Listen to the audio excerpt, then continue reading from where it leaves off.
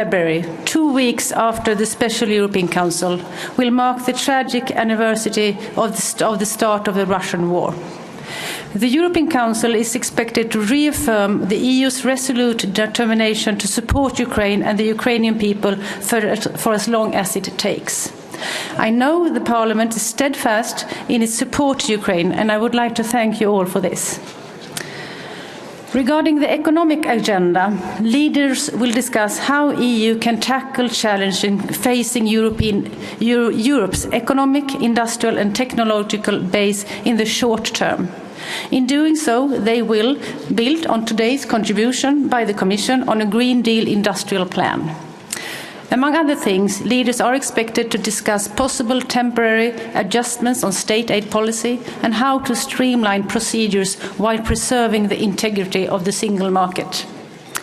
By the time of the meeting, we will probably have a deeper understanding of the challenges for the European industry, as the Commission is expected to prepare an analysis. But it is necessary to look at other policy tools too. Much can be achieved by improving the business environment and by cutting red tape. We also need a fully developed and integrated European capital market and an ambitious, robust and sustainable trade agenda. In the long term, it is crucial for the EU to realise the full potential of the single market as it celebrates 30 years. At the March European Council, leaders will discuss competitiveness and increased productivity in the longer term. This is essential for the EU to remain an attractive place to invest, for our prosperity and for our role on the world stage. Migration will be another major topic at this meeting. Leaders are expected to discuss ways in which the EU can intensify its joint actions, such as strengthening control of the EU's external borders, including through Frontex support from member states' actions and the use of IT tools. Working with countries of origin and transit along all routes on partnerships to avoid further death and counter illegal migration. And also issues of return and readmission, alignment with the EU visa policy, and the fight against trafficking and smuggling, as well as the unacceptable use of migration for political purposes. Finally, calling up the co-legislators to continue work on the Migration Pact as foreseen in the joint roadmap on migration and asylum.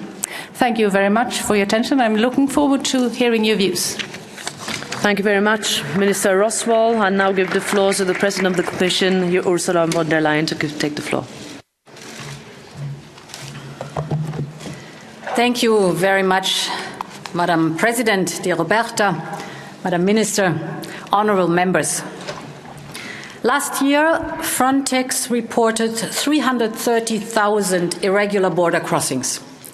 This is a 64% increase compared to the year before, and the highest figure since 2016. In parallel, there were 924,000 asylum applications across the European Union. There are, without any doubt, increasing pressures at our external borders. And it is our duty to make sure that Europe continues to be a space for protection for those who need it. However, the asylum and reception system across member states are under considerable strain. And fact is that the majority of those who apply for asylum are not in need for protection. But return rates are at a low of 22%. And there is an increasing number of secondary movement. Honourable members, migration is a European challenge which must be met with a European response. This might sound like common sense, but it took us almost 10 years to acknowledge this reality. At the European Council next week, I will propose to the heads of state and government 2 separate work strands. The legislative process is one, and the operational actions we can take already now is the second. On the legislative process, The best response we can give is to advance the new pact on migration and asylum. Since the Commission presented its proposals, we've seen quite some good progress. We have agreed on the EU Blue Card to attract highly skilled personnel. We have established a new EU asylum agency. In December, a political agreement was reached on 3 important legislative proposals. Trilogues started to upgrade our biometric database, the Eurodac, and we hope for trilogues to start soon on screening. So we must keep up the good pace, and here the role of this House is key. I'm glad that on your initiative, Madam President, dear Roberta, Parliament and Council agreed on a roadmap to conclude all the legislative work before March next year. And you can count on the full support of the Commission to achieve that. I know that Vice President Margrethe Skinas and Commissioner Ylva Johansson are working tirelessly on that. The second work strand is immediate action. This is what the European Council will focus on. Over time, we have developed a migration and border management toolbox. We have stronger agencies, and we are better coordinated. We have proven to be able to respond to sudden demands if we work together. Take the instrumentalization of migrants by Belarus, or the sudden rise of irregular migration in the Western Balkans, or our response to Russia's brutal aggression against Ukraine. A whole continent has mobilized for our Ukrainian friends. Volunteers rushed to the borders, families opened their homes, and not only their homes, but also their hearts.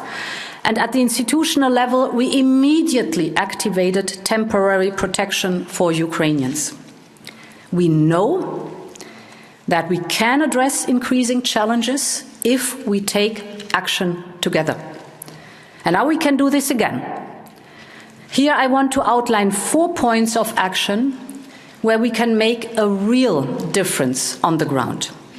The first is we have a shared interest in strong external borders. The most pressing issue right now are at the land border between Bulgaria and Turkey.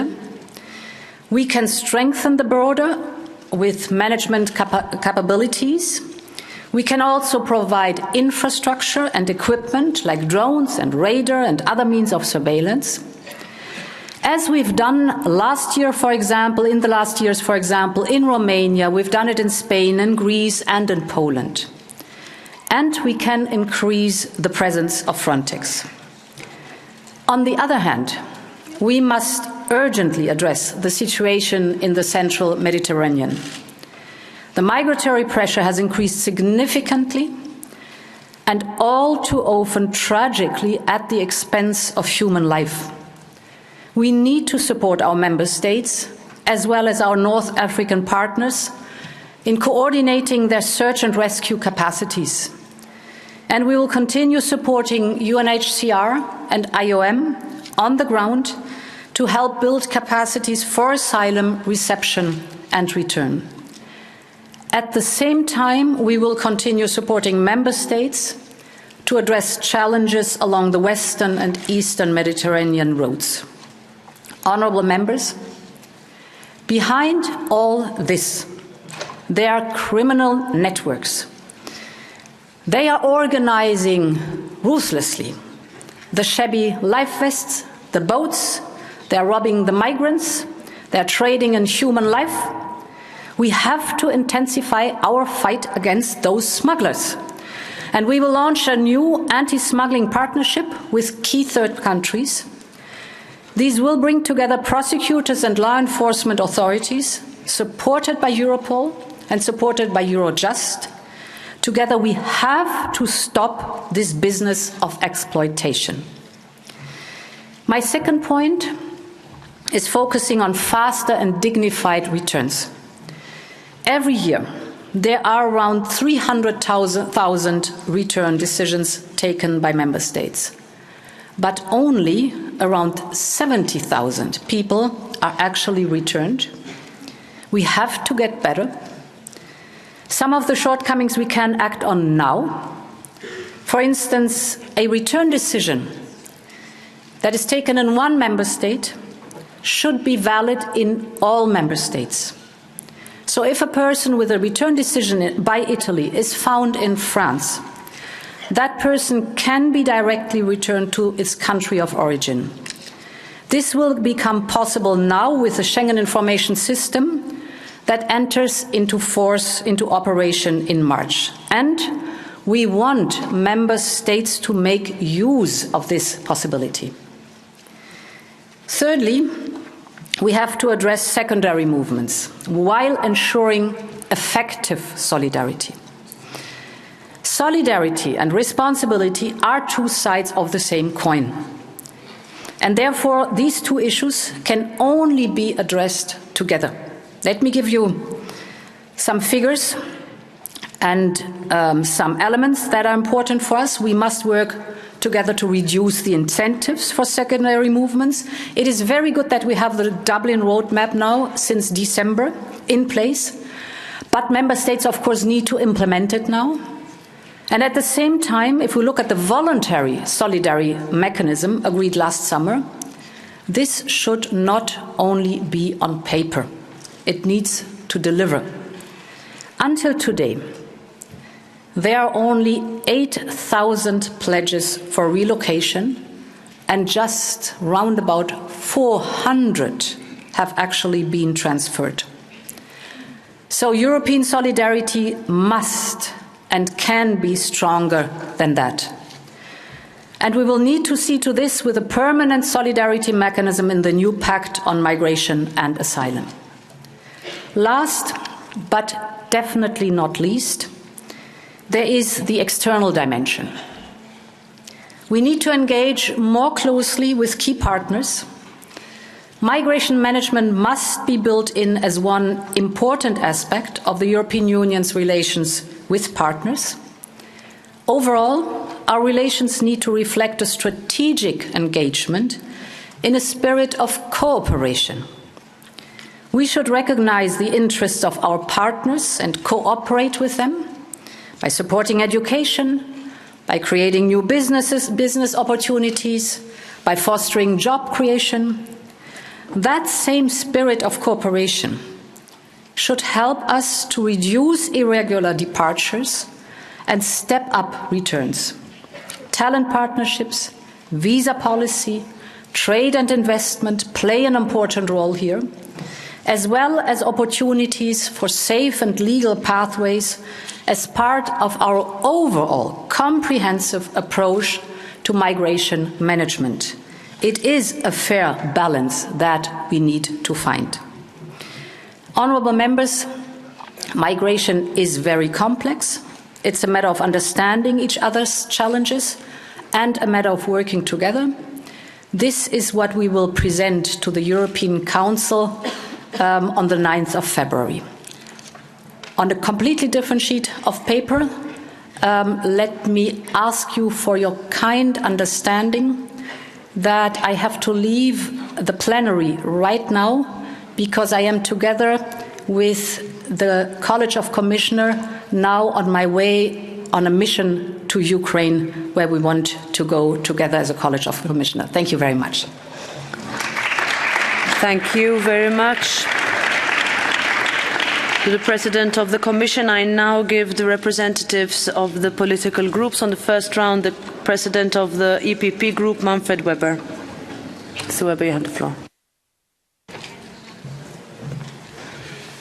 President Metsola, dear Minister, dear President of Commission, good luck in Kiev and send good signals to our friends there, full support. Wir können zunächst. Well, I think we should actually be proud as Europeans. If you look at the major crises of the recent years, the war in the former Yugoslavia, 800,000 refugees were welcomed, the Syrian war, where 1 million refugees were brought to Europe, and then in the Ukraine, almost 8 million people are now on the run.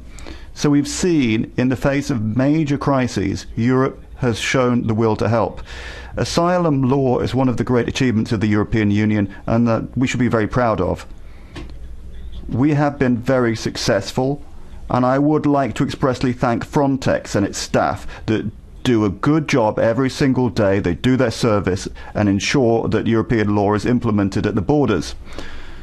Well, it's been a long road, but our resources are limited. In Belgium, for example, the reception capacity is full. Citizens are losing trust in our system and wondering if it still works.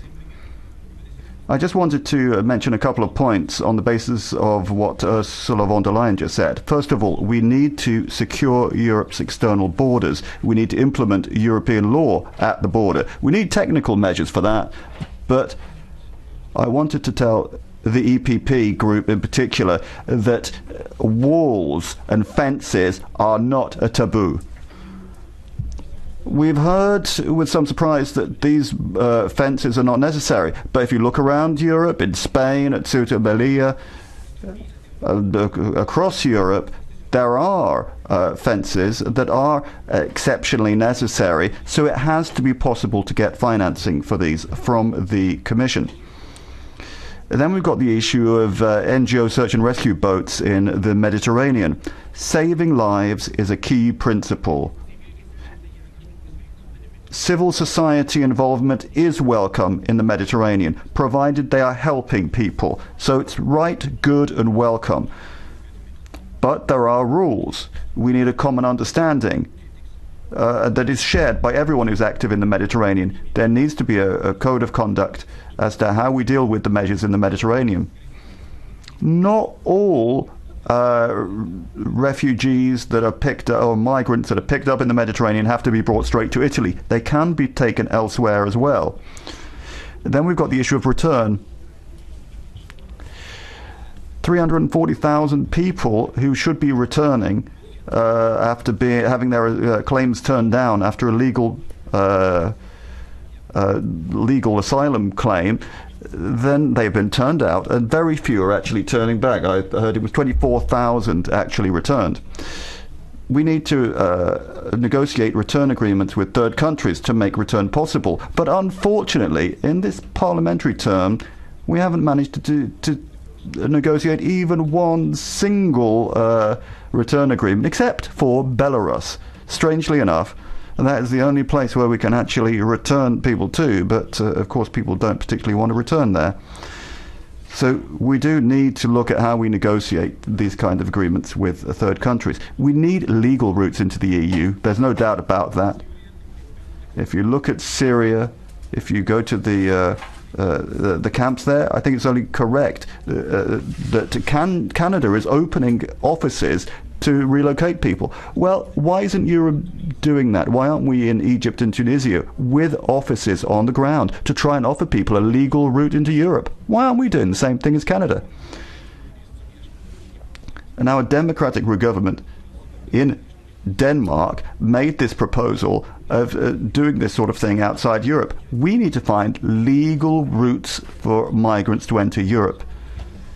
So it's good that the special council meeting is taking place. It's good that the heads of state and government are dealing with it. But 7 years on from the last major migration crisis, I think we need some deeds. Europe helps, but it also needs to implement the law. Thank you, Mr. Weber. Now I give the floor to the President of the S&D Group, Irache Garcia Perez.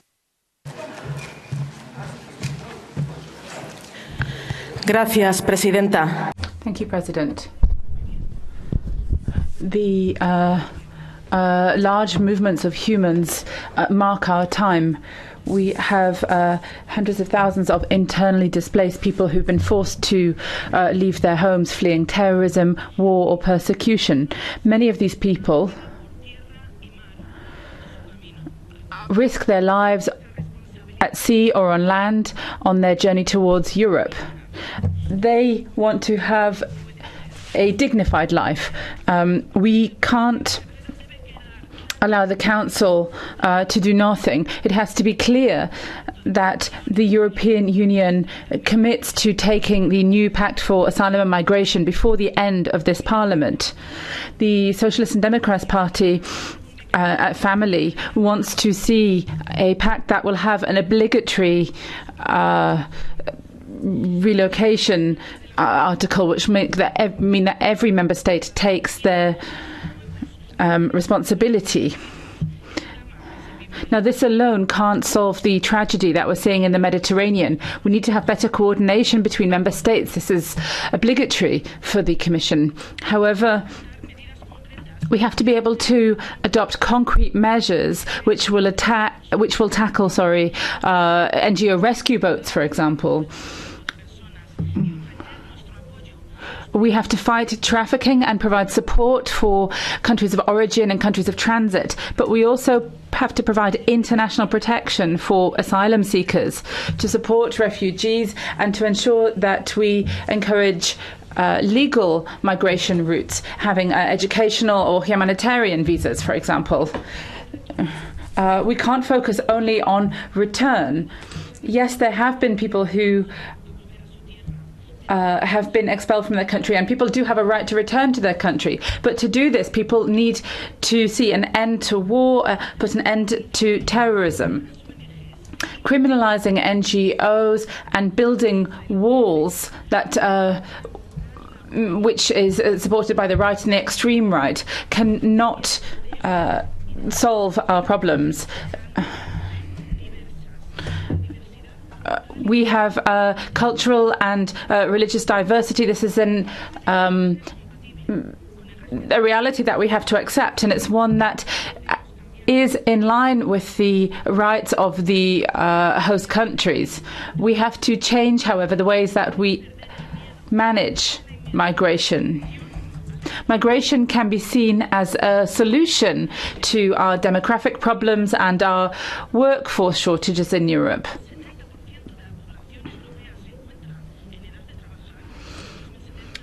Currently, 70% of the population is of working age, but in the future this is going to drop to 54%. Belgium, the Netherlands and Czech Republic, they have very low percentages. In France and Italy it's 12.5%.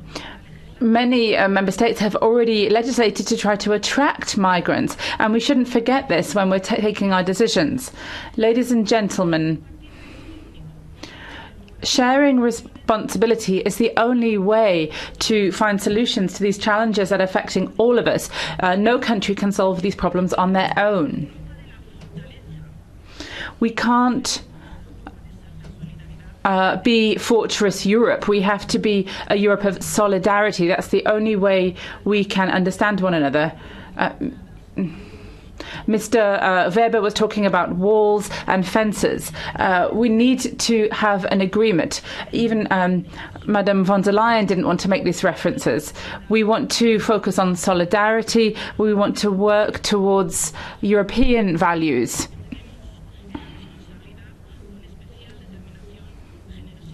We have a responsibility, and we have to work with generosity when we look towards our future. Thank you. On behalf of the Renew Europe group, to Malik Azmazi.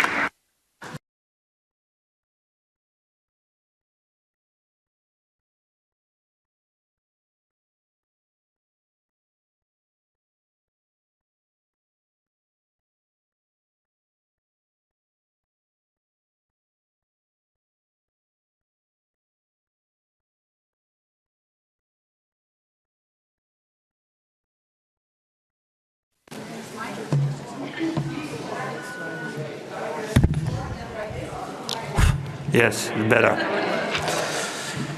Well, dear colleagues and dear presidents, in a year, European election will determine the future of Europe. And what are the biggest concerns of our voters? Well, we know it. Certainly the high cost of living, the war in Ukraine. But I assure you that also migration will be on the top of their minds. We see this as a concern of many citizens, but I do not see the urgency to deliver. Colleagues, it's time to wake up. This mismatch between what we need to do and what is being achieved is dangerous. First, we need a real progress on the Asylum, Migration and Asylum Pact. Responsibility and solidarity must go hand in hand. And a third element to come to an agreement is missing, however, and that is trust. Trust between member states. And here lies also a role for the Commission. The Commission has to step up to break the cycle of mistrust existing between member states by enforcing also rules, also current rules, towards also the new package. Dublin rules do not seem to exist now, and because of it, trust has been eroding from the moment the Commission had made its proposals. Our focus should be on concrete results for our citizens, to provide immediate relief to our external borders. And we must do everything in our power to strike new agreements with third countries, to counter irregular migration and increase returns, including by using our trade and visa policy as a leverage. This should be a top priority for the Commission. Colleagues, when faced with a pandemic, Europe delivered. When faced with war, we act quickly together. Migration cannot be the Cinderella of EU achievements this mandate. Instead of rhetoric and fairy tales, we need real focus and concrete delivery. It's time for action. Thank you. Thank you. I give the floor now to the co-president of the Green Group, Terry Reintke.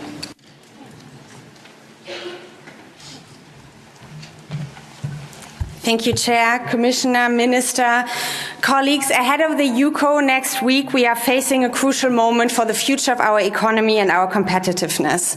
But let me be clear, not with senseless deregulation, dismantling workers' rights or environmental standards, or this so-called moratorium on regulation, we can make the European Union strong and competitive for the 21st century.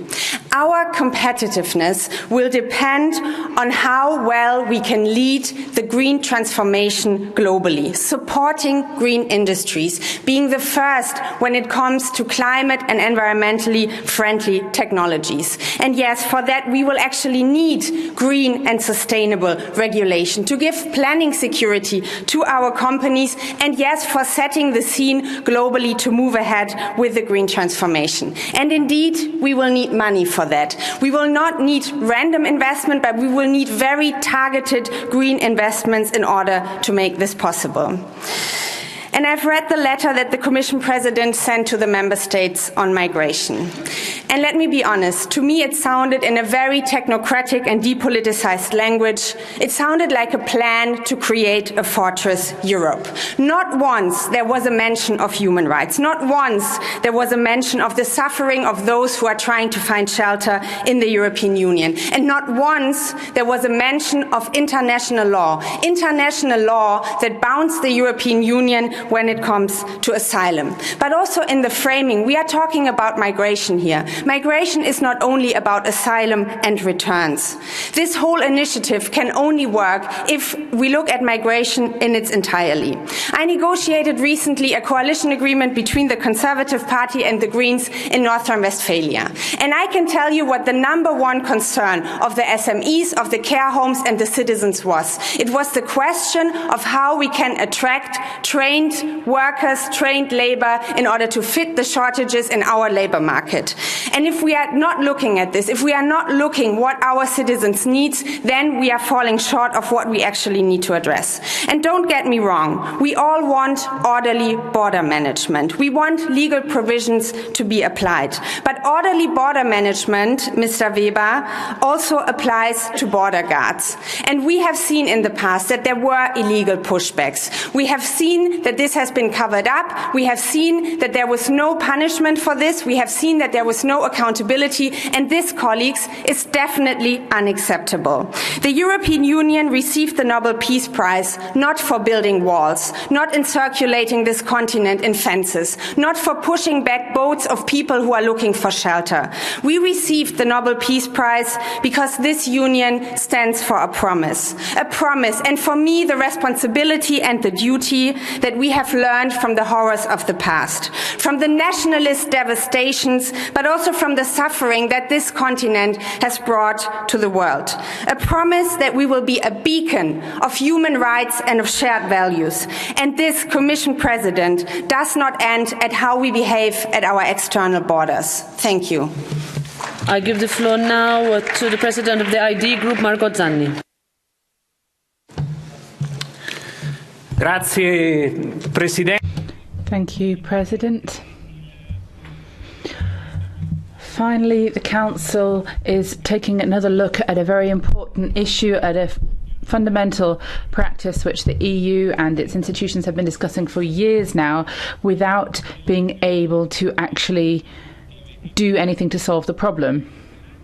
And we have high hopes from the words that we've heard today, both from the Swedish presidency, who have spoken very clearly about their objectives in the first weeks of their presidency, as well as from what we've heard from President von der Leyen, who finally seems to have shone a light on what the problem is and some realistic solutions to solve the problem of immigration. Because if we just talk about redistribution and open doors as we have in recent years, that means that we're not really solving the problem. Because redistribution with these volumes is not something that anyone wants. The Macron government didn't want to do it. The socialists in Spain and other countries haven't wanted to do this, nor have others across Europe. So if we keep talking about sharing responsibility without cutting the numbers, then it means we're not going to solve the problem. Previous speakers have already set out the main points. We have to focus on external borders and protecting our external borders. That's what developed countries do. That's what happens in countries where the rule of law is enforced. And I think the European Union should consider itself amongst these states. I agree with something that we've heard from my country and my party numerous times in the past. What we need is to protect asylum seekers outside of the EU, because the number of requests for asylum that is actually granted is extremely low.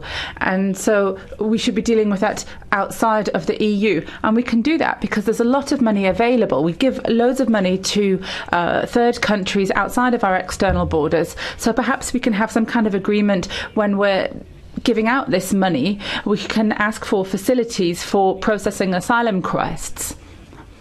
The European Union will take on the responsibility, ensure that they check that there is respect for the human rights of people who are coming through these. And then finally, NGOs. Public authorities can't outsource control of their external borders to private companies. Because often we see that there is potential law breaking here. So we have to reduce the number of people who set off. That will help us to reduce the number of people who die at sea and will help us to have a more civil EU. President Metsola, Commissioner Hahn, EU Minister Rosvall, soaring illegal migration, an effective return rate of 24% of individuals who should not be on European soil, unsustainable migration levels in Austria, the Netherlands, and Belgium. These are among the main reasons why migration is topping the European Council agenda. Italian and Swedish voters also played a role there, I might add. Last week, EU migration ministers declared there is an urgent need to strengthen the external borders, increase returns, and prevent irregular migration. How? The Commission claims there isn't money for walls in the EU budget. But there is taxpayers' money to waste on a 387,000 metaverse party that had less attendance than a July after-ski party in Denmark. What about increasing returns? The Commission loves to dangle those development aid carrots.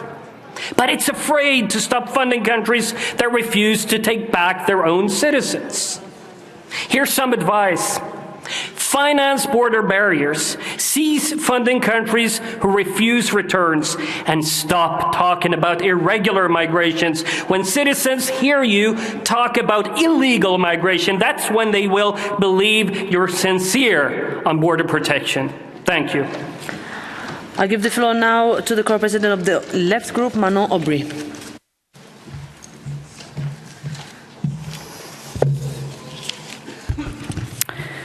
Merci, Madame. Thank you, President. Prices are skyrocketing, wages stagnating, life is ever tougher. Europe is facing an unprecedented social crisis, and we're seeing austerity rear its head at the worst possible time, and a horrendous attack on our social systems. In France, over 3 million protested yesterday against pension changes. But we're not talking about that here today, because when everything is going pear-shaped, we always come back to the same old scapegoat: foreigners. Once again, we have a xenophobic policy, a supposed migrant threat. Marco Zanni is here on the red carpet praising another debate on migration, and yet we're facing the most serious inflationary crisis in history and people struggling to make ends meet. The far right is proposing something appalling. That's nothing new, but now this has been taken on by the centre-right, Mr. Weber, and many liberals. A few years ago, we all criticised Mr. Trump's dangerous policies, but now we seem to be signing up for that same path. Ms. von der Leyen is talking about, oh no, not walls, but those things that might be similar to walls. You'll understand the nuance. We already have a fortress in place, kilometres of walls and fences, migratory cages of migrants in Bulgaria, Frontex daily infringing human rights of asylum seekers. This is the truth that the Commission and some in this chamber would hide from you. Nothing from Mrs. von der Leyen about that. So let me talk to you about accounts of migrants who have been mistreated. You can find these tales in the Black Book of Pushbacks. Our group has edited this together with NGOs. After beating us brutally for 30 minutes, they took a break, a smoking break. One officer crushed out his cigarette on the head of my friend. They tore my dress and searched me, touching my body in front of my child. What about stories of those drowning, left to drown? All this has happened, and you want to see that policy become more widespread? Europe needs to respect its so-called values. We have said that time and again. Let us ensure dignified reception for asylum seekers. Thank you. Now to Laura Ferrara on behalf of the non-attached members. Grazie, Presidente. Thank you, President. The European Council should be an opportunity to say once again that in Europe we don't need barbed wire fences or financing to put up new physical barriers between the external and internal borders. What we need is solidarity and a fair share of responsibilities as provided for in Article 80 on the Treaty of the Function of the European Union. To alleviate the disproportionate burdens that fall on the countries in the front line who are under the most pressure, what we need is an obligatory solidarity mechanism based on relocation between all member states. We need to cooperate with countries of origin and of transit and provide legal access to fight trafficking of human beings, of migrants, and to protect lives and human rights. We need to strengthen agreements on return and reintegration and improve work opportunities in third countries. After 2 years after the presentation of the new Pact on Migration and Asylum, and after almost 7 years of previous proposals to reform the system, the European Union can't waste any more time in finding a new way to manage migrationary flows. Boa tarde, colegas. Seguimos com as intervenções. Good afternoon, colleagues. We'll continue with the next speakers, Mr. Rangel. Muito obrigado, Sr. Presidente. Thank you very much, President, Council, Commissioners. A verdade é... The truth is this. The issue of migration is testing our democratic system and our system of fundamental rights. But the EPP group, colleagues from the Greens and the S&D, we will not take lessons on fundamental rights from anyone. It's about dignified treatment of people. Our Christian roots are clear and present in all of our policies. The problem that we have before us is how can we better protect human rights of those people who are most vulnerable and are genuinely vulnerable, and not the rights of those who, in many cases, are trying to simply enter illegally and in an irregular manner. We want better secured borders which we properly control. That would put us in a much better position to protect the rights of the most vulnerable, to organise legal migration for good quality jobs that would help us to deal with our demographic problems. At the same time, we would help the countries of origin to develop themselves and have lower migratory flows. This is a humane policy. That is a policy that respects fundamental rights. Muito obrigado. Thank you very much. The next speaker is Gabriele Bischoff. 1 minute. Thank you, President, Minister. Disappointment and hope are closely interlinked when it comes to migration. Look back at the conference on the future of Europe. Citizens were very disappointed that Europe was not more effective on migration. Many problems arise because the EU is less than effective here. That is why it is extremely important to recognise that we can only make progress through European solutions. The roadmap is important. Parliament has worked with 5 council presidencies on a roadmap. If I look, however, at the pace of progress, I do wonder whether we can achieve the goals set in the time remaining. Look at the different issues, screening and the like. People pick and choose, but this will all only work if we have a package rooted in international rights, our values, human rights. Now, I come from a city that knew a wall, and building walls can never be part of the solution. Thank you. Muito obrigado. Thank you very much. The next speaker is Sophie Intveld, 1 minute 30. Good Chair. The debate on migration at the next Council summit is most necessary and not a day too soon, because after 7 years of complete stagnation on the Asylum and Migration Package in the Council, it's time for action. 7 years sur place. No summit on massive illegal pushbacks, on thousands of deaths as a result. No summit on dramatic reception conditions in Moria, Calais, Ter Apel, Brussels. No summit when local communities became overburdened as national governments are cutting budgets for reception capacity or are busy blaming migrants for the failure of their own policies. Government leaders have indeed agreed a very timid voluntary relocation mechanism, but as President von der Leyen pointed out, so far it has resulted in no fewer than 8,000 pledges and 400 actual relocations. Hardly impressive. We need effective and credible policies, but always in line with our values. I hear colleague Weber say, yeah, human rights, sure, but I say human rights, full stop, no buts. As to walls, colleagues, many have been built throughout history. None of them was successful, none.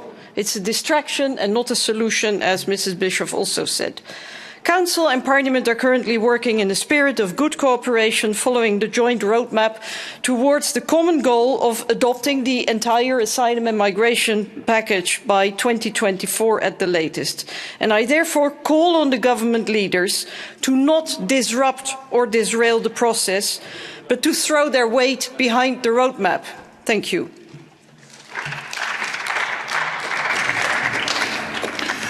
Muito obrigado. Thank you very much. The next speaker is Jordi Soler, 1 minute. Gracias, President. We have had to tear down many walls, both physical and psychological, to make the union that Europe is today.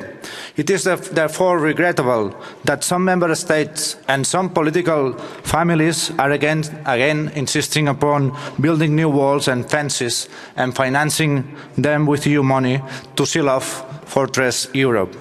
They say walls will better help stop migration. But what they will stop is our European values. We know how quickly they fade away in outrageous episodes like the one at the Melilla Wall, on the beaches of Lesbos, and in so many other places. We need safe and legal pathways for migrants, amongst other reasons, to ensure that we tackle the demographic and labour market challenges that we face.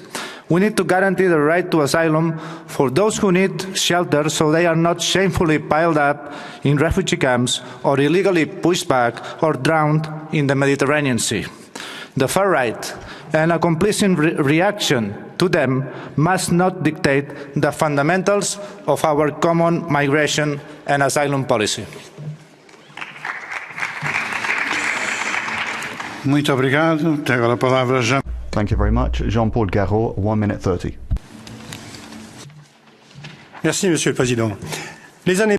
Thank you very much, President. Well, years pass and migratory pressure continues to suffocate Europe. In 2021, Frontex counted 300,000 odd illegal crossings of the EU border. These worrying figures have to awaken the EU and mean that we should face up to the seriousness of the situation. We are being submerged with migrants. This calls for strong measures. But at the same time, Commissioner Johansson refuses to erect fences and walls at the border because she says that the EU has no money to spare for that purpose. But the Commission doesn't seem to care about financial resources when it comes to funding certain associations and conferences on the future of Europe. And people seem to finance those who support wearing the Islamic veil. So at the same time, it seems that the Commission has an agenda which is pro-migration. People are talking about humanitarian corridors to encourage mass migration, and there's talk of supposedly qualified workers that are needed. Well, I think that this is just a pull effect. It's the job of the EU to control the borders. Stop funding NGOs that are taxi drivers for the migrants. Don't fund the illegal associations, and send back those who are not considered worthy of asylum. It's time for Europe to show firmness and common sense, because if Europe is not to turn inwards, it has to protect its own citizens, its companies and its interests. It seems that we're working from the other way around, and we will be opposed to this new approach resolutely. Muito obrigado. Thank you very much. The next speaker is Asito Kanko, 1 minute. Thank you, President. Tomorrow we'll be voting on lifting the immunity of Nadine Morano in her home country, France. She has been accused for daring to say that rescuing illegal migrants in the Mediterranean and then bringing them to European soil is tantamount to complicity in human smuggling.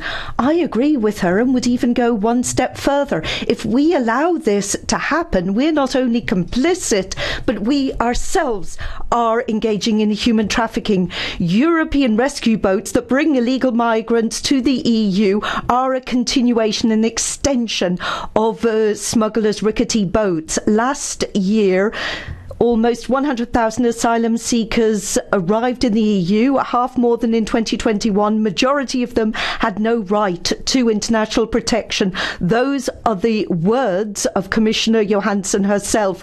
This situation is not only unsustainable, it's inhuman. Johansson said that our duty to rescue people cannot be abused. That is true. We are rescuing them. We should rescue them and bring them back to where they departed, not to the EU. That is how we will tackle illegal migration. We need to discourage illegal migration, not give human smugglers any opportunity to prosper. That's how we tackle this problem. Obrigado. Thank you very much. The next speaker is Konstantinos Arvanitis, 1 minute.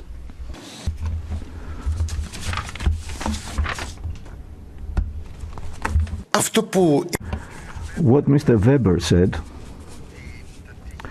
that the walls are not a taboo, scared me a bit. I never saw the Berlin Wall as a taboo, nor the wall in Nicosia. So I think that his statement was not a very good one. It didn't take into account history. The realistic and humane facing of the problem can be achieved at the European level through legal and control and safe routes for applications for asylum, with mandatory and proportional relocation of the people in the member states. I agree with the socialists. We need mandatory solidarity. We shouldn't play with solidarity. The European leadership should stop financing and supporting the causes creating refugees and the crisis, wars, the climate crisis, and should concentrate on plans aiming for prosperity and growth there at their countries. What is happening today is a failed management. We have created an engine consuming billions of euros belonging to the European citizens and creates new dead ends, oppression, pain and death. And of course we have a simple question. Walls between Europe and candidate countries such as Turkey, is Turkey a safe or not safe country? We shouldn't fool people and we shouldn't play with the far-right stories and narratives. Thank you. Muito obrigado. Segue agora Kinga. Thank you very much. Next speaker is Kinga Gal, 1 minute. Thank you, President, Commissioner, honourable members. The external borders of the European Union are under pressure, and this migratory pressure is increasing. In the Western Balkans migration path, there has been many occasions of violence against border guards. The only solution is the protection of the external borders and stopping illegal migration. This is why it is not fortunate to have propositions which only want to manage illegal migration instead of stopping it. Solidarity-based distribution of migrants will only incite even more migration and will only make criminal organizations more complacent. Member states try to stop illegal migration by themselves.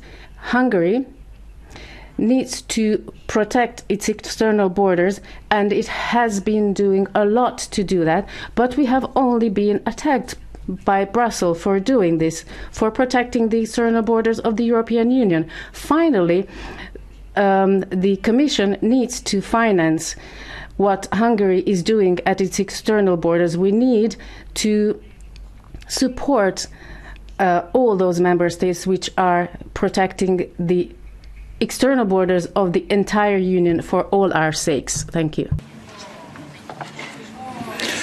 Muito obrigado. Thank you very much. I'll now give the floor to Jeroen Lenners. 1 minute. Yes, thank you, Mr. President. 70% of Europeans are concerned about migration, and rightly so. 330,000 people illegally crossed our borders last year. This is the highest number since 2016, and we are sleepwalking into a new crisis, literally, because our Dutch Prime Minister, Mark Rutte, admitted last week that he dozed off on migration. It's unacceptable. And colleague Al-Azmani, on behalf of the Liberals, you referred to Cinderella, while the Dutch Prime Minister really was more like Sleeping Beauty. European citizens deserve leaders that are awake and that take their concerns seriously. And the upcoming summit is the opportunity to actually show this, to show the commitment we need for real solutions. And we do not have the luxury to dismiss practical solutions just like that. And that is my question also to the European Commission. President von der Leyen today here underlined the importance to strengthen our external borders, and she mentioned the Turkish-Bulgarian border as a priority. But when Bulgaria then asks the European Union for help to protect that border, to have permanent infrastructure on that border, they hear from Commissioner Johansson that they cannot expect a single euro cent from the European budget. Is that solidarity? Is that the European response that the Commission is talking about? I think the Bulgarian and all European citizens deserve an answer to that question. Thank you. Muito obrigado. Próxima intervenção. Thank you very much. The next speaker is Javier Moreno Sanchez. 1 minute. Gracias, Presidente. Thank you, President, Minister, Commissioner. Ladies and gentlemen, if we want to get sustainable solutions via this summit, then we have to shift the paradigm. As dear Manfred, we have to change our paradigm.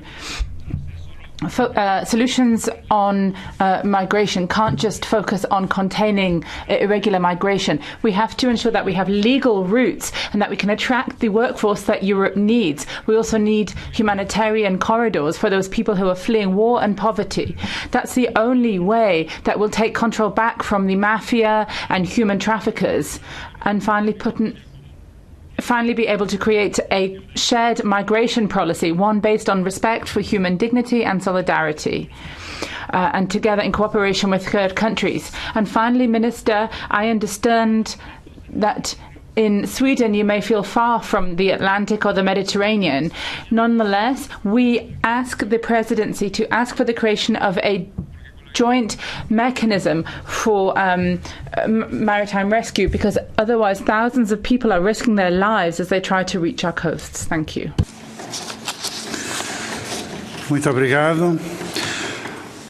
Thank you very much. Next speaker is Fabienne Keller. 1 minute. Merci, Monsieur le. Thank you very much, President, Commissioner, Minister. Jessica Roswald, Johannes Hahn. The only solution to the migration challenge is the European Asylum and Migration Pact. No, that's not a question of walls, Mr. Weber. EPP colleagues, it doesn't mean examining asylum claims far from European territory. That would not live up to the humanist values that we all share. No, it's together with the far right that you are trying to oppose an essential European agreement. Moderate pro-European forces should fight for a genuine asylum and migration pact, a responsible Europe that controls its borders but respects human rights. We need a Europe that shows solidarity, that supports those countries most exposed. I'm thinking of Spain, Italy and Greece and Cyprus, and in favour of a Europe that has asylum procedures that respect human rights and are effective. Thank you very much.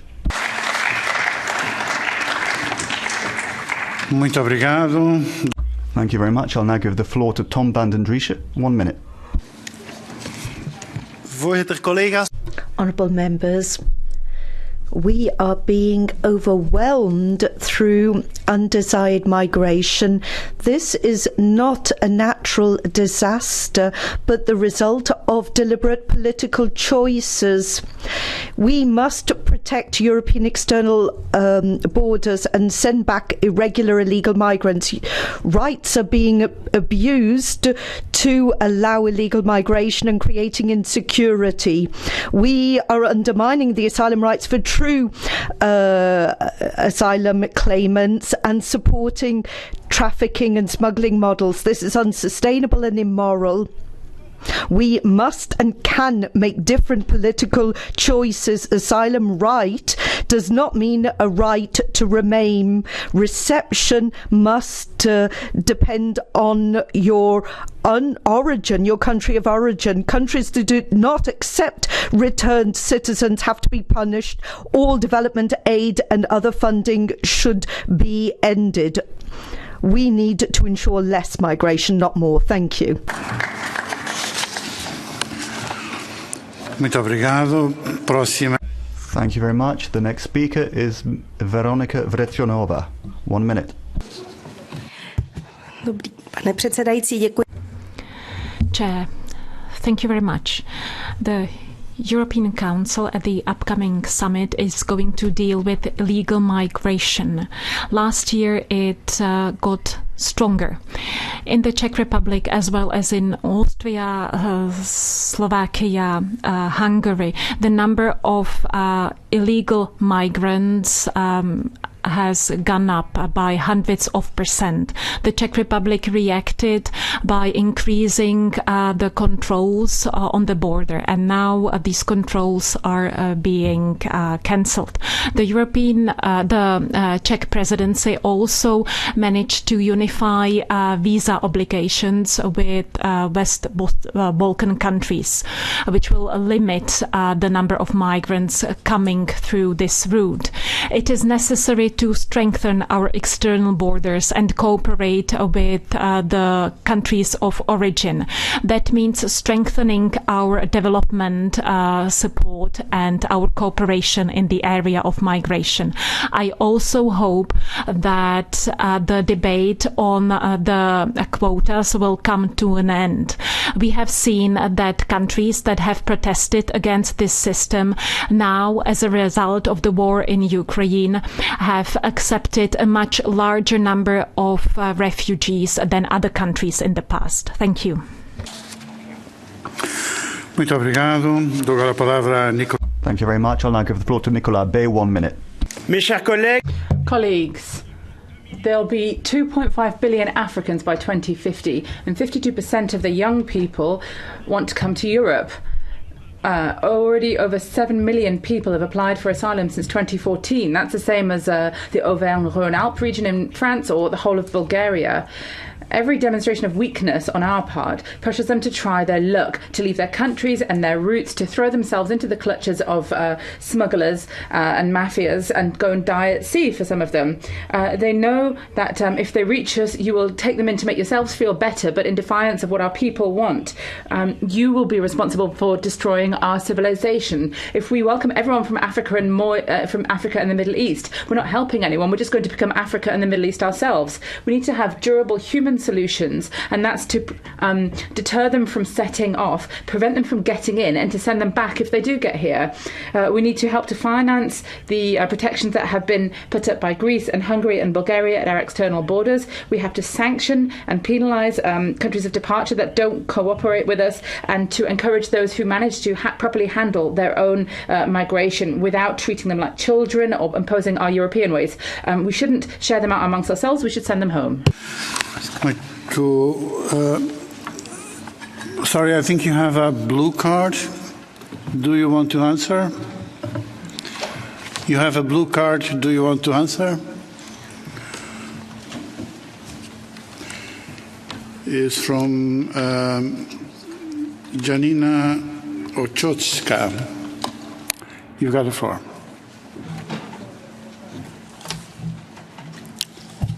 Yes, thank you.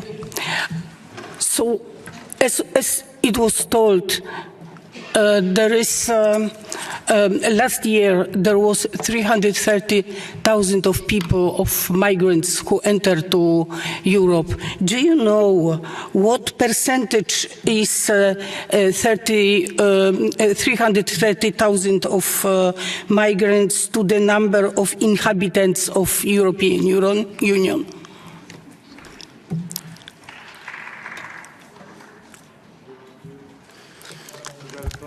Chers collègues, vous ne prenez en considération. Well, colleagues, you're only taking into account official migration. In France, for example, we have 400,000 legal entries per year.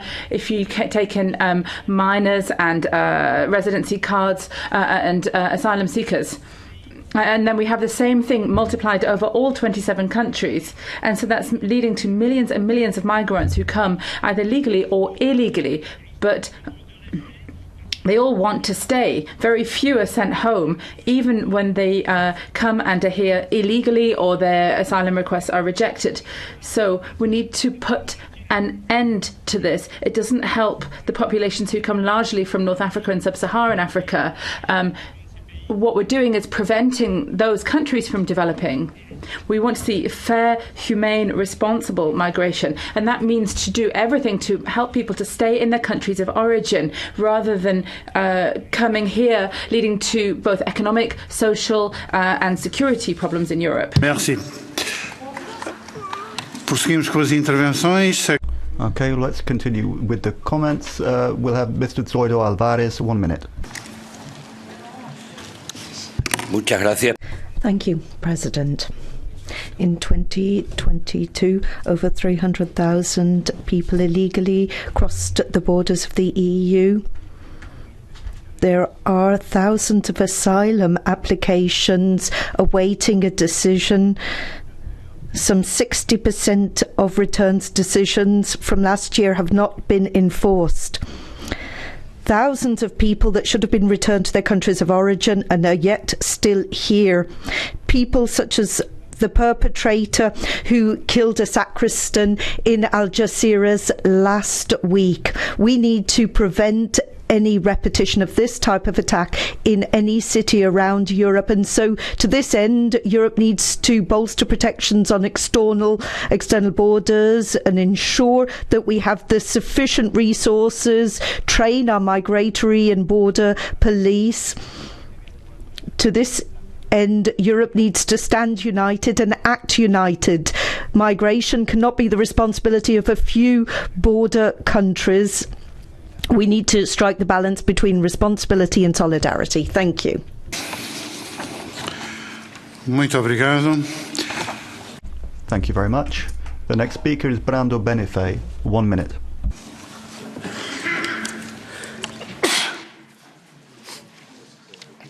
Grazie, Presidente. Thank you, President. Well, I think that showing shared responsibility with the spirit of solidarity, that has to be the guiding principle of all of the member states in the EU in managing migration with a sustainable approach for the future. I'm glad that the Commission wants to make progress on the Asylum and Migration Pact and they want to get a result before 2024. The Swedish presidency, of course, has to deal with this proposal, but the Commission, Mrs. von der Leyen, Charles Michel, you cannot simply see migration policy as having the objective of increasing returns at the expense of the quality of the European asylum system.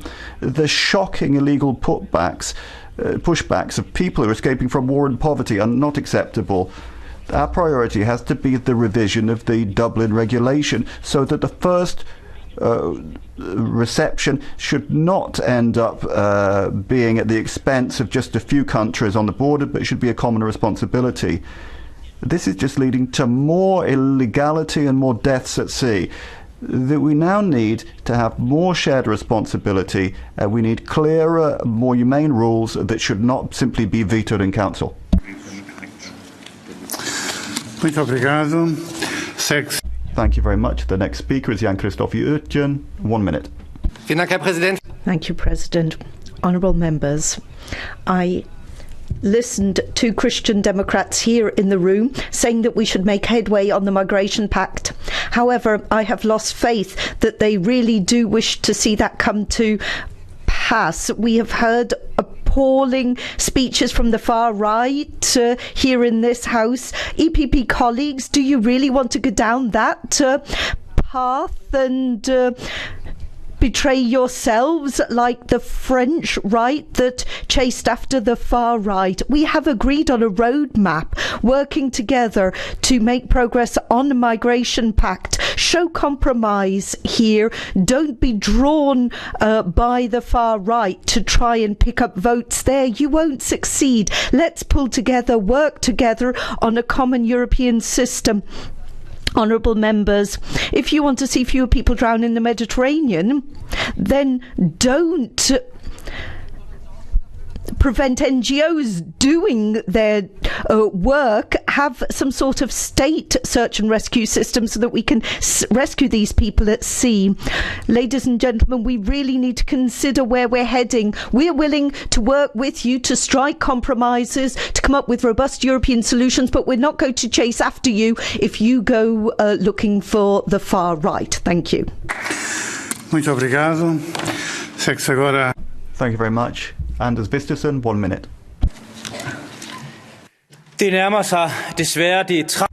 It's becoming tragic-comic to follow these debates. Year after year we discuss the illegal migration to Europe. In 2016, the EU clearly showed that it was not able to deal with the seriousness of the situations. 10,000 of illegal migrants escaped all the way through Europe. What has happened since then? Hardly anything. Last year, more than 300,000 illegally entered Europe.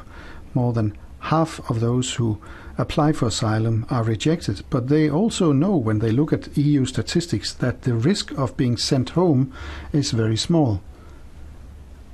So, unfortunately, it is a big mistake when we talk about European solutions to the asylum problem, because the European Union no longer works. It would only work to allow the member states to preserve their national borders.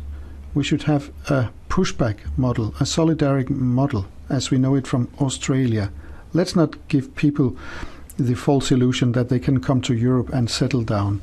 This only helps the smuggling and crime that results. Muito obrigado. Thank you very much. The next speaker is Carlo Fidanza, 1 minute. Grazie, Presidente. President, Minister, Commissioner, colleagues. We have high hopes for the next meeting, the Extraordinary Council. And even Giorgia Meloni from Italy will be dealing with this topic. We've heard a lot of statements over recent days, and we think some are going in the right direction. We have to look at the facts. We need to get outside of this failed logic of indiscriminate redistribution of economic migrants and this false distinction between primary and secondary movements. We have to ensure that we are working with countries of departure and transit. We need a new policy towards Africa to deal with illegal migration. So we have to strengthen our external borders. We need to have a proper return policy, and to ensure that flag states and NGOs take their proper responsibility, and that we're only granting asylum to people who really have a right to it. Now is finally time to do what we should be doing. Muito obrigado. Dou agora a palavra.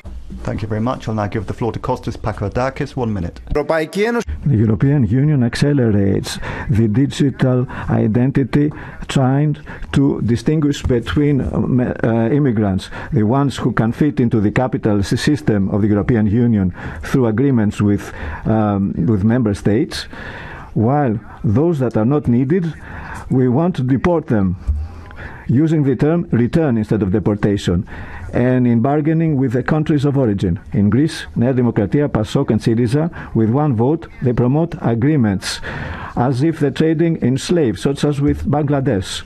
They defend by raising walls and using as police Frontex in order to prohibit secondary movements of the immigrants and not implementing the joint statement between European Union and Turkey.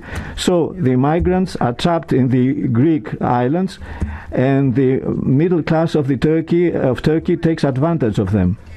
The services of asylum in Turkey are not. So finally, we have to use a humane treatment and to process their applications of migrants so they can go to their real destinations, the migrants. Muito obrigado. Thank you very much. The next speaker is Thomas Tobé. 1 minute. Thank you. I listen to colleagues that rightfully point out that it is terrible that people are dying in the Mediterranean Sea, but they are not willing to do anything to go after the smugglers, They say completely no, that we should work with third countries and try to have cooperation.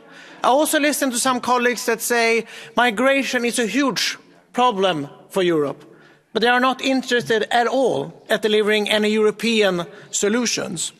But I must say that I think it is possible to build a political majority in this House and also in the Council that could agree on that we need to have control of the borders, that we need to decrease irregular migration, that we need to increase returns, and yes, also, that we need to offer protection to people in Europe that has the right to asylum, and that we need a stronger solidarity between the member states. This is possible to do. I wish the Council good luck on your next meeting. The most important thing you can do is to get ready for trilogues, because it's time to deliver.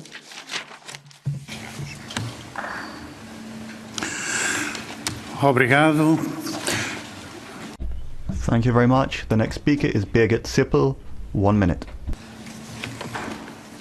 Vielen Dank. Thank you. The Special Summit on Migration and Asylum.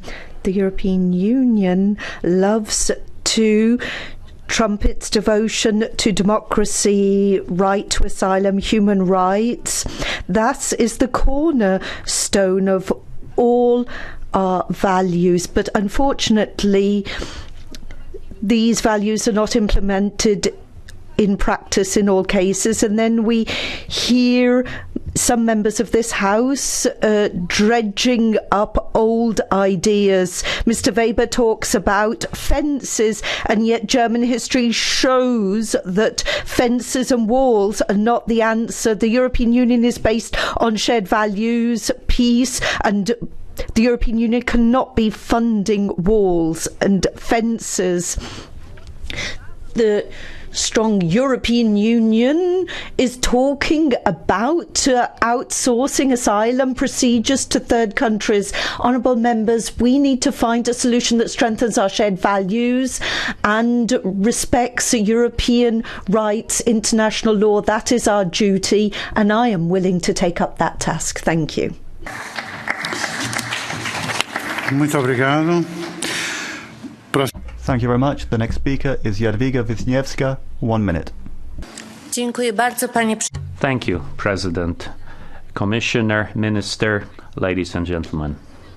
One should answer the following question. What migration policy is wanted by the liberal leftist majority? Do you want a policy which disregards EU regulations whereby European external borders should be secured? That relevant regulations specify who can and cannot cross external borders of the Schengen zone? That is the questions that we need answered clearly. Because my impression is that the liberal leftist majority would like anyone to be able to enter the EU any way and time they please. I think the asylum policy should be a policy dedicated to actual asylum seekers. Such asylum seekers have been around in Poland ever since the war broke out in Ukraine. After the 24th of February of last year, Poland saw an influx of 9 million refugees, war refugees.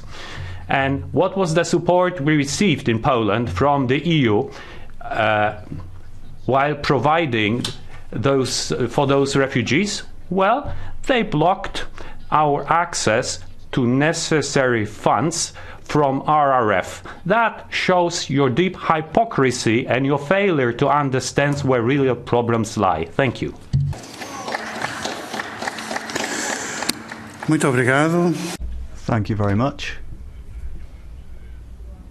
Johannes Bogdan, 1 minute. Presidente. Excelențele voastre, România.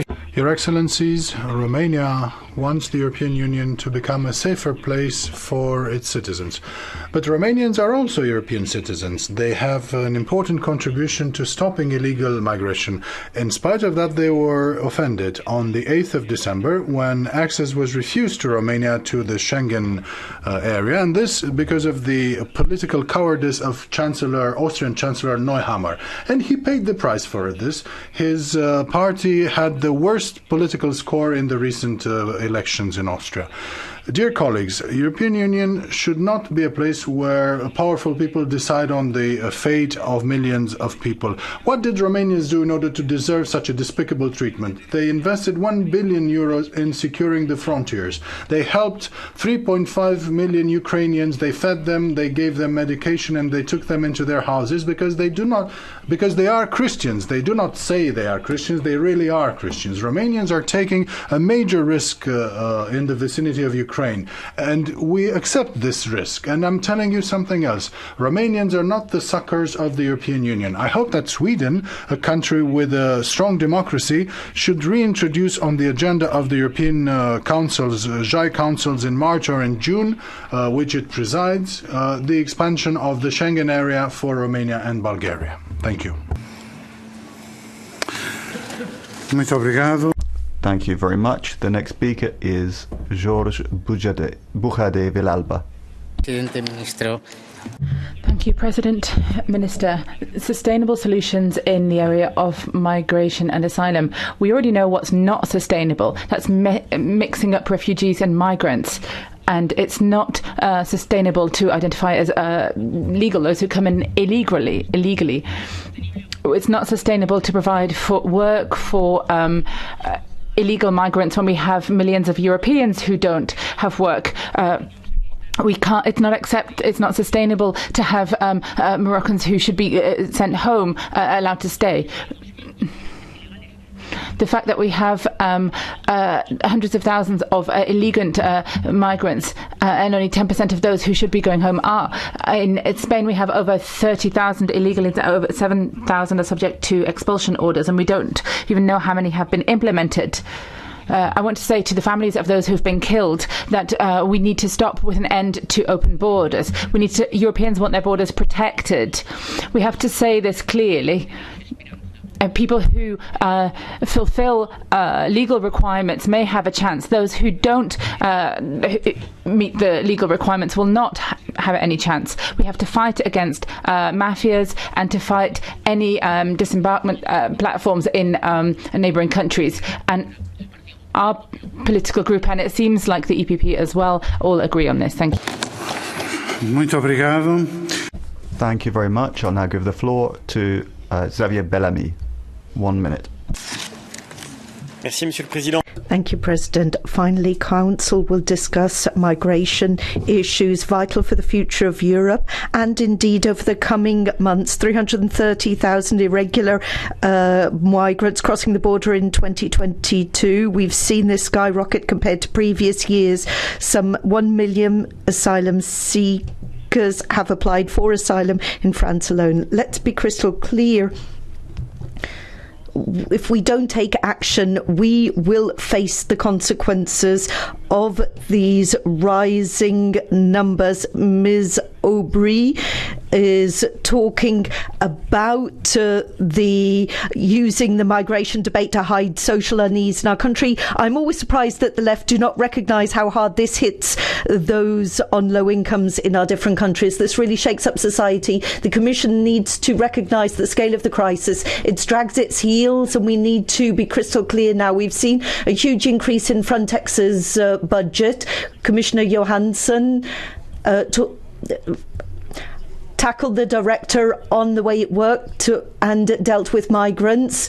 France, Germany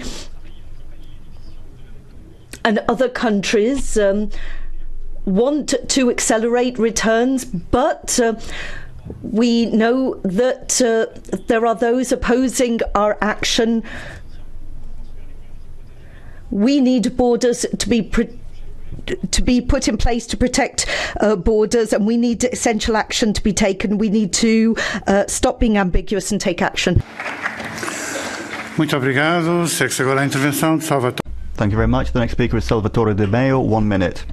Yes, thank you very much, President. Welcome, Minister. Well, after all of the comments we've heard from colleagues, it's only natural that I ask myself, how long will this Parliament have to talk before a council meeting to get a concrete answer? This Parliament has asked these questions in many different ways from different political perspectives, but we need a common European solution. as long as member states put their national interest before the common interest, we will not find a concrete, pragmatic response.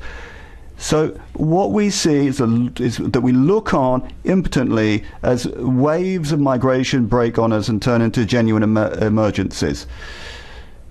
I hope that the Swedish presidency will have the strength to get an agreement that is based on solidarity and the idea that the southern and eastern borders are European borders. And we have to ensure returns take place, but also promote integration in society and the labour market. We need to ensure that there is the necessary resources to rapidly examine asylum claims. We also need to ensure that NGOs take their share of responsibility to respect international and national law in search and rescue operations. So I'd like to wish you the best of luck. It's a difficult job, and I hope that you'll be successful. Thank you very much. We move now to the interventions under the Catch the Eye procedure. I ask colleagues to stick to the allocated time so that I can give the floor to as many as possible. Beginning with Stelios Kimparopoulos. You've got the floor. Thank you, Chairman. Colleagues, the migration problem is going to be discussed in the Council. This is a result of the dramatic increase of the flows. The countries of reception, such as Greece, they have to bear a very big load, and they have to fulfill the European and international rules and obligations. And this increases the pressure on the systems of asylum and of reception. And the summit of next week should be the beginning of finding a real European solution.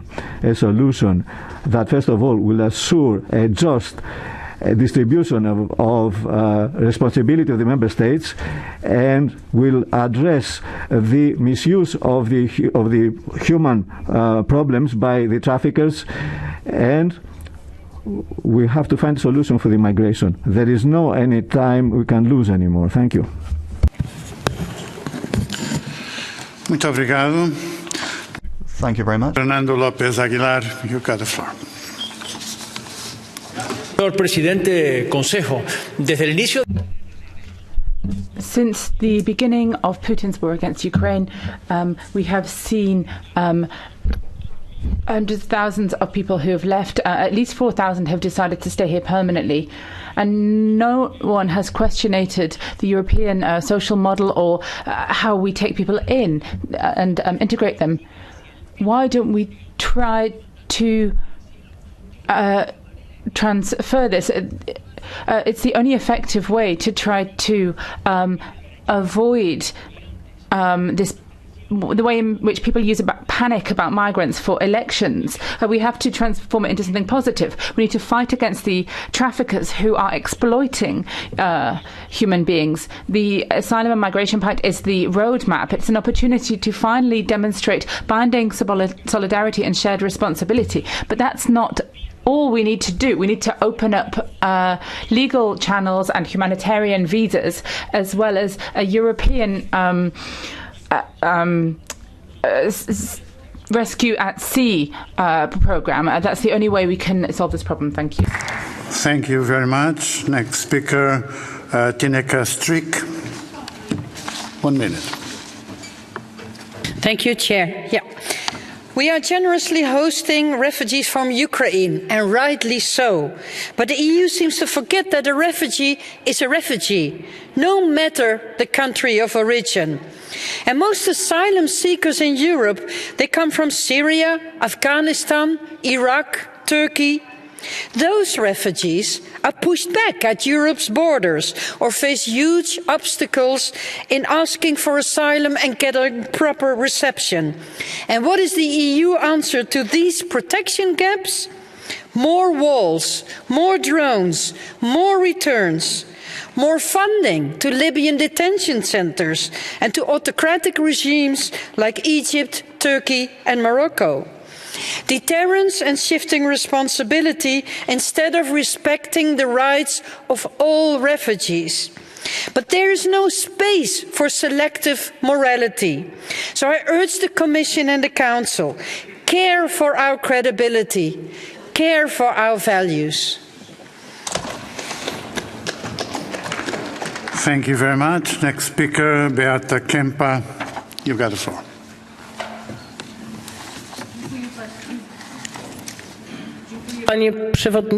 President, Madam Minister, ladies and gentlemen, Europe is facing a problem with illegal migration today. Actually, this entire policy so far has gone bankrupt. I'm happy that Madam President von der Leyen is talking about reinforcing borders. She also said that we should fight against people smugglers, all those who make the illegal migrants come, also create an illusion among those people back home, and they charge them a lot of money. We also know today that other member states and their services and the services of the United States are talking about this problem being funneled by external forces such as Belarus and Russia. They are behind the efforts to break out the eastern borders of Europe. They are trying to destabilize us. That's why we have to reinforce Frontex, provide them financing, reinforce border guards and border protection, and change our policies at the European level. And the most important issue is humanitarian assistance in situ, at the location, back in their countries. That will help us as well. Thank you very much. Thank you very much. Next speaker, Claire Daly. You've got the floor. Thanks, President. Europe's population is ageing. Over the next 30 years, our active workforce will decrease by 50 million. Without migration, we face enormous problems to keep our societies going. Yet we have the senseless spectacle of governments all over Europe freaking out about the pensions time bomb, while at the same time standing over migration and asylum policies designed to violently keep out the very young people who could defuse that bomb. Our already overwhelmed health services will sink altogether without the migration needed to redress the balance between young and old. Our political attitudes to migration, frankly, are a form of collective lunacy. At the end of 2021, the share of refugees in the EU was 0.6% compared to its total population. 0.6%. It's embarrassing that we spend so much time on this tiny number of people. This is not a hard problem to deal with. It's actually not a problem at all. It's an opportunity. We need safe and legal pathways for people who want to come here. Stop pushing them back. Stop sending them back. Stop beating them at the borders. Stop allowing the opportunists on the right to set the terms of this debate. Let people in, let them access good jobs, and let them guarantee in that a future for Europe.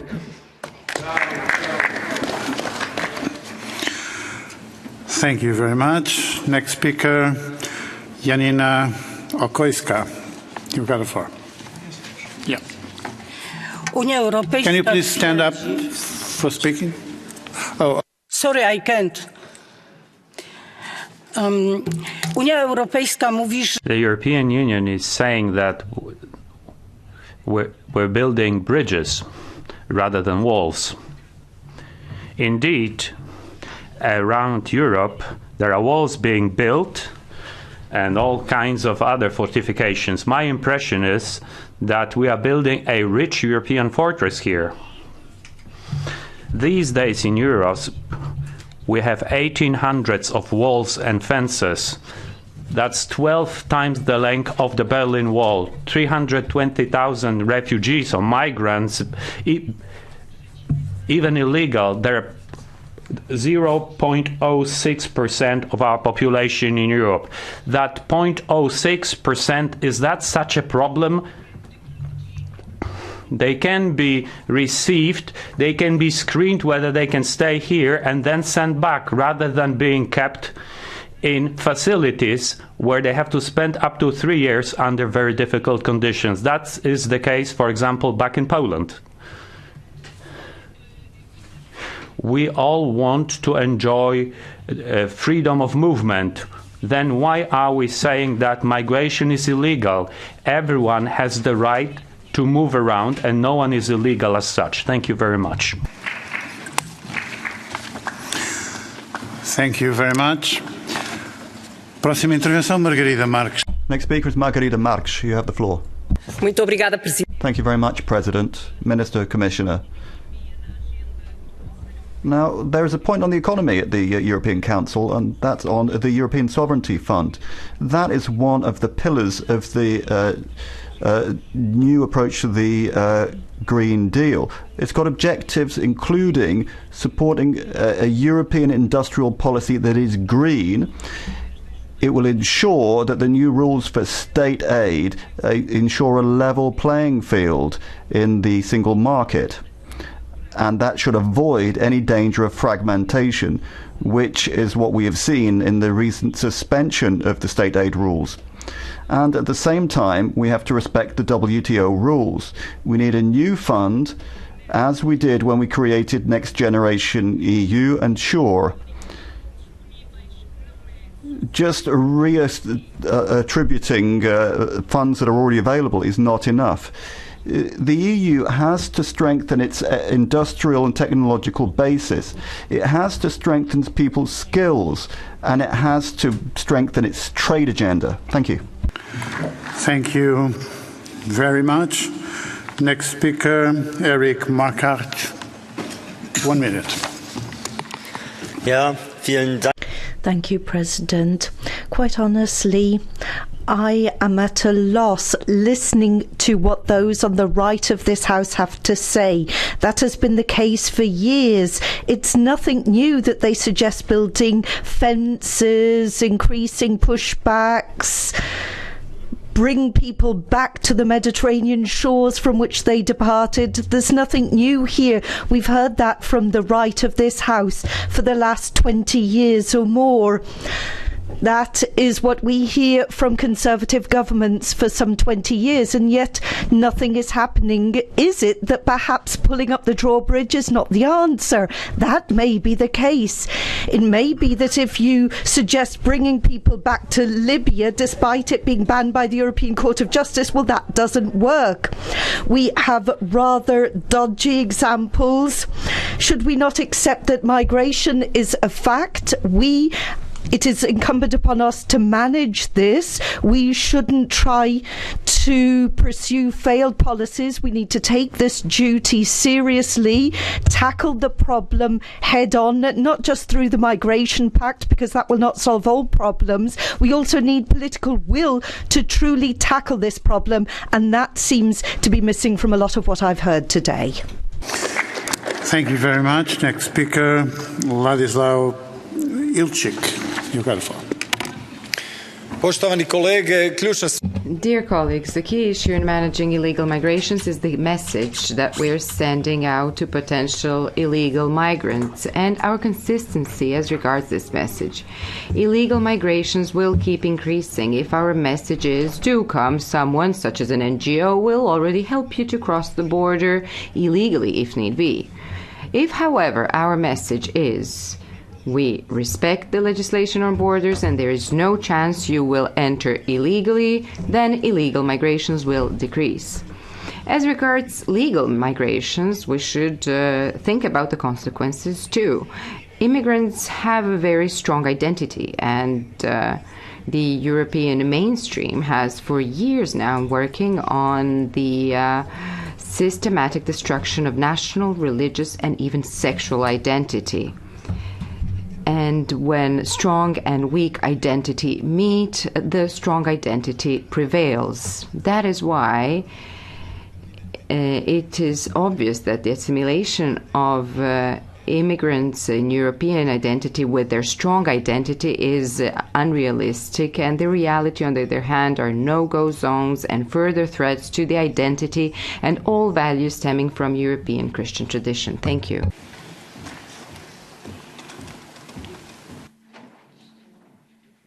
Thank you very much. Next speaker, Vitor Negrescu. You've got the floor. Chair. The European Union may be confronted soon with a new migration crisis. Many EU countries have difficulties in fighting traffickers and organised crimes. We also did not provide all the proper support to the countries of origin, and we have neighbouring countries that transform migration into a business. Moreover, according to the Commission reports, we also have too many member states that do not respect what we have already decided together. Interestingly enough, some of the leaders that do not respect the current provisions are exactly those that blame the EU on this issue. For example, the right-wing Austrian Chancellor, Mr. Nehammer, contradicts the European Commission and is opposing the accession of Romania into Schengen by presenting false data on migration while ignoring his capacity to manage the situation. In Romania, after being crossed by more than 2 million refugees with thousands remaining in our countries, we do not complain like the populist leaders. We act, we help people, we also support the country of origin. We are also investing a lot in border protection, but also in offering proper support to refugees. But we cannot ignore that help provided is too little. We have to do more, we have to act very precisely on this issue while at the same time caring about people. Thank you. Thank you so much. Next speaker, Carlo Hessler.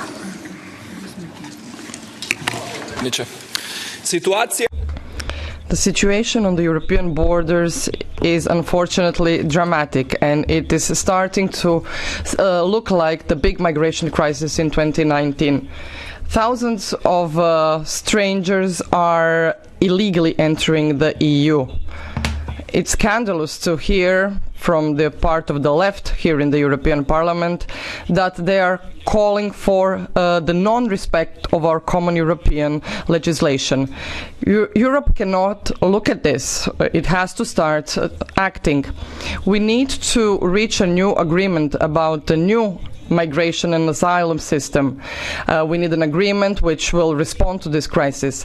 We need an agreement which needs solidarity between the member states, because for too much time the states at the outer borders of the European Union have been bearing the biggest brunt. Of course, we have to punish the criminals who are using the fact that we are not determined and endanger the lives of millions of people like that. We have to protect the European Union borders.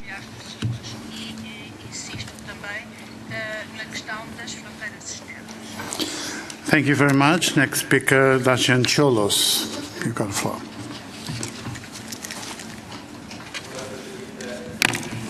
President, Minister, in 2016 I was representing my country in Council, the European Council, and we had this issue of migration and asylum on the agenda, and I see things haven't moved on much then, neither on the agenda nor on the solutions. The heads of state and government are taking decisions. It's a question here of responsibility towards the citizens of Europe, and also responsibility to the citizens of Romania and Bulgaria, where things have been very static when it comes to asylum and migration policy. I expect that the Swedish presidency will work hard on a solution for Bulgarian and Romanian accession to Schengen. They have the right under the treaty and they have met the conditions. Thank you.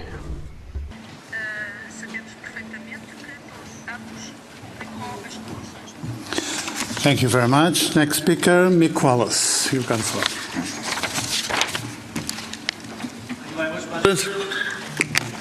If the EU wants a sustainable solution in the area of asylum and migration, it should end all the support to NATO and the military-industrial complex. We need to stop bombing people's homes. We should stop sending arms into conflict zones. We should pursue a policy of peace and diplomacy in Ukraine. We should stop impoverishing the people of the global south with financial imperialism. The EU must immediately end the systematic criminalisation of asylum seekers, end pushbacks, end the externalisation of the EU's borders now, abolish Frontex. The EU rightly acted quickly to provide protection and reception conditions to millions of Ukrainians in a matter of months under the Temporary Protection Directive. This proves that humane treatment of non-Ukrainian asylum seekers and refugees from Syria, Afghanistan, Libya is absolutely possible. We should welcome people fleeing persecution or oppression from all places and not be selective about it. Thank you very much. Next speaker now, Kostas Mavridis. You've got the floor.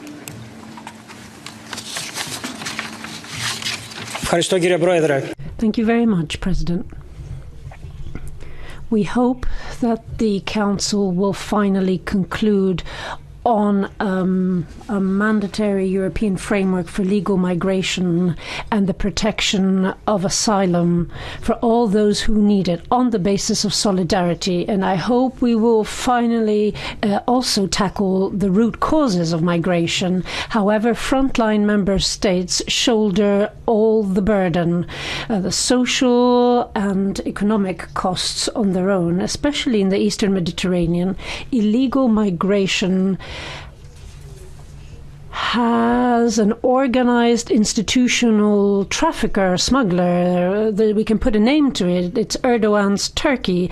It illegally occupies 37% of the territory of Cyprus, a member of the EU, and through there it is pushing through asylum seekers and illegal migrants. Now let me give you a figure. In Cyprus at the moment, more than 10% is the figure for asylum seekers and illegal migrants. If you look at the German population, it would be the equivalent of 8.5 million people. Thank you very much. Thank you very much. Next speaker, Milan Brglez. 1 minute. Chairman, thank you for the floor. Children who are forced to become migrants and refugees are a particularly vulnerable category. They are subjected to humiliating treatment. They are frequently abused within the human trafficking. They are often sexually abused. And they have a very negative impact on their mental health. Because of the pushback, in 2020 at the EU level, there were 5,700 of pushbacks, 17% of them children, and this has a negative impact on all children. We want the new system to provide new legal migratory routes, respect human rights, and also attribute responsibility for all irregularities at borders. Double standards should be done away with. We have to respect the rights of children. Countries can do a lot. We have the child guarantee system available. Within the national plans, countries have to pay special attention to children with migratory or refugee background. Thank you. Thank you very much. Last speaker, Maria Grappini. You've got the floor.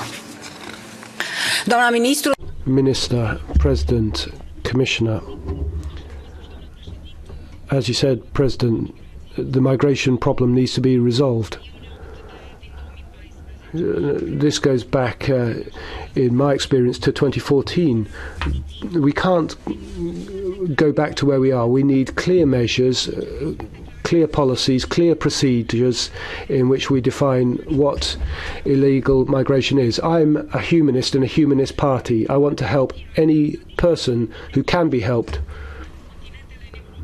But we need to be clear about what we can do in Europe. We need to help countries that have experienced illegal migration, but we can't put right a wrong with another wrong. Austria has invoked migration as the reason for stopping Romania and Bulgaria. That, in fact, is breaching the rules. And Minister, Swedish Presidency, Commissioner, you know Romania very well. This isn't right. A regulation adopted by the EU is applicable to all the member states, including Austria. Thank you very much. We come now to the concluding statements, beginning with the European Commission. Commissioner Johannes Hahn, you've got the floor.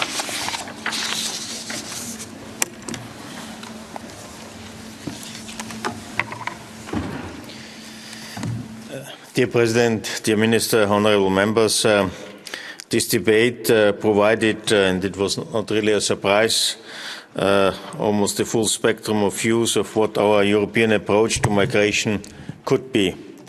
President Ursula von der Leyen presented the important figures candidly.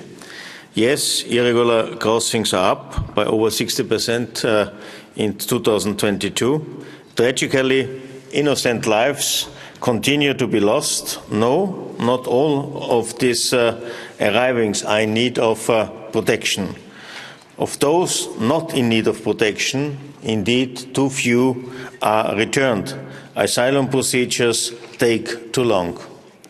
That is why we continue to push hard for a common and structural solution. And today's debate showed again that such a solution is necessarily complex. In terms of legislation, we need to complete the new pact on migration and asylum. We need more cooperation between EU member states and speedier domestic procedures. We need to further strengthen our partnerships with those third countries most concerned, including through visa policy, trade and investment cooperation. As Ursula von der Leyen showed earlier, that there is momentum and concrete progress. We have proven to be able to respond to sudden demands through the instrumentalization of persons by Belarus, the situation in the Western Balkans, and the triggering of temporary protection for Ukrainians. Over time, we have developed a migration and border management toolbox, we have stronger agencies, and we have improved coordination. I am grateful for the clear message of ambition and support heard from the Swedish Council presidency. All of us are aware that this is a priority for Europeans, independently from which angle they look at the every complex challenges of migration. We owe them to keep building a comprehensive solution which leads us to cover all the different aspects, uphold the law, control borders, save lives and provide opportunities indeed for legal migrants and our partner countries. Herzlichen Dank, Herr Kommissar. Thank you very much, Commissioner. To conclude, we give the floor to the Council. Mrs. Minister Oswald.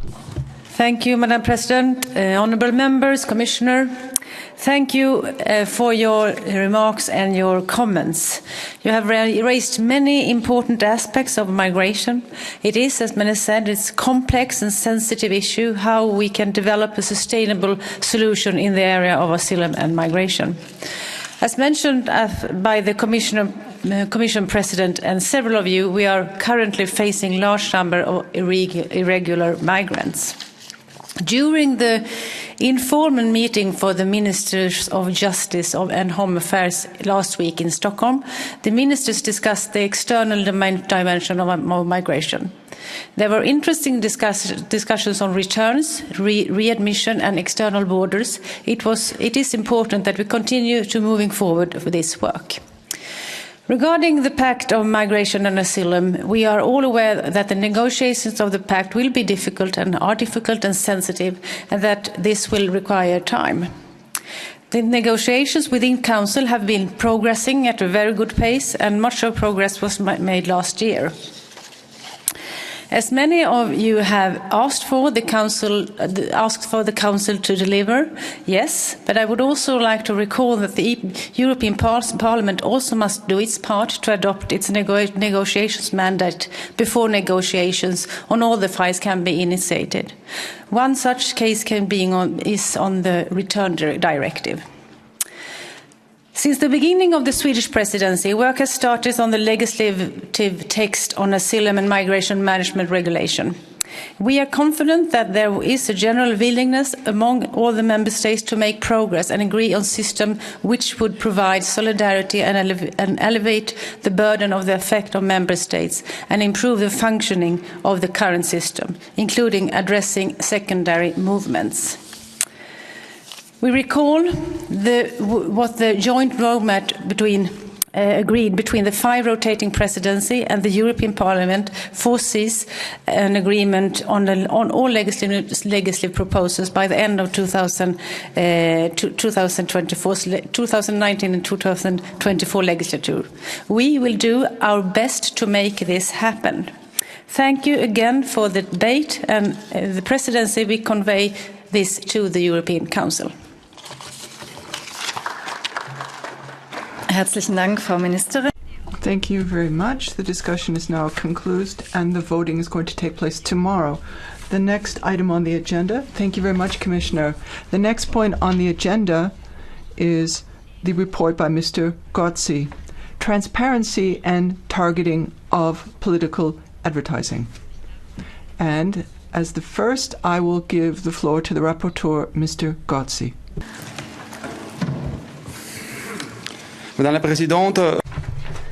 Madam President, Minister, Commissioners, ladies and gentlemen, it is very clear there is too much manipulation and abuse in our elections and democracy. Foreign interference